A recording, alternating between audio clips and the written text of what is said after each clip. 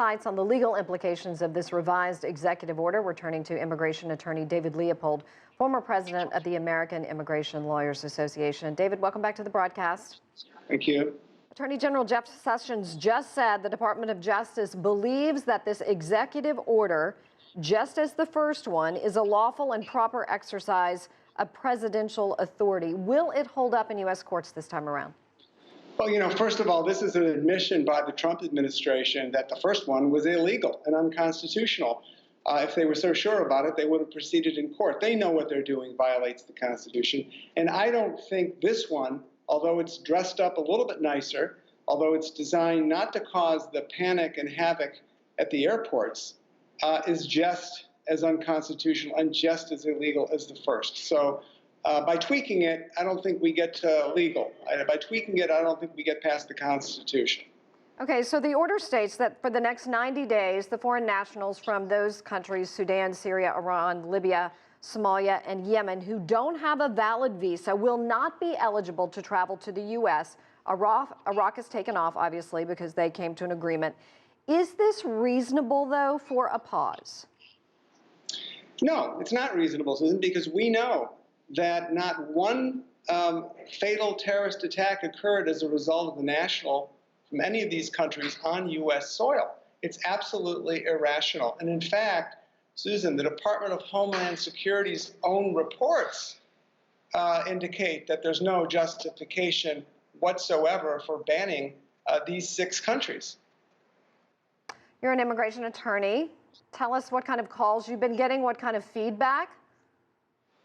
I'm going to tell you something, whether it's the travel ban or whether it's the mass deportation blueprint, the Trump administration has engaged in what appears to be an intentional effort to create panic in the immigrant communities, to create panic in the general American community. I'm getting phone calls like we've never gotten before from U.S. citizens, actually, who are afraid, worried about the fact that, they may have come from a different country at some point, or they may have somebody in their family from a different country.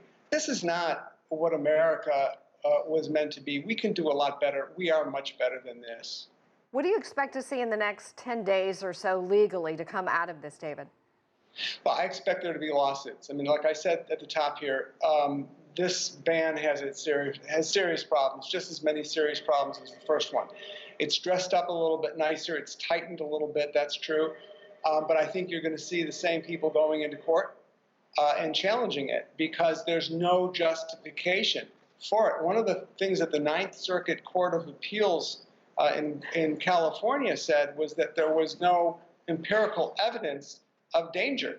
And I don't see how that's changed just because they've done some tweaking on their computer systems in the Oval Office. Hypothetically, let's say they catch someone who is wanted, who is planning something, and they avert an attack through this travel ban or pause. Was it worth it? Well, look, we can talk about hypotheticals all day long. The reality is that the terrorist attacks that have occurred in the United States have largely been the result of either people who have come here and then many years later have become radicalized while in the United States, or as the result of U.S. citizens and the result of white U.S. citizens. Timothy McVeigh, for example, at Oklahoma City, that horrible bombing, or Dylan Roof, the racist murders in the church in the South.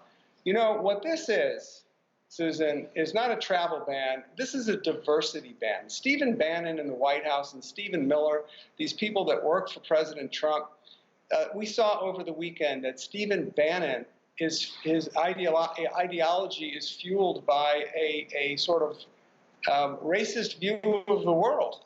And the books that he reads that fuel his thinking are about keeping America Eurocentric. And that's not what we're about. This is a diverse nation. That's the way our founders drafted the Constitution, and that's what we should be. This type of banning of people just because of their religion or just because of where they come from is not an American idea. It's wholly un-American. David Leopold, thank you so much for your insight live in Cleveland.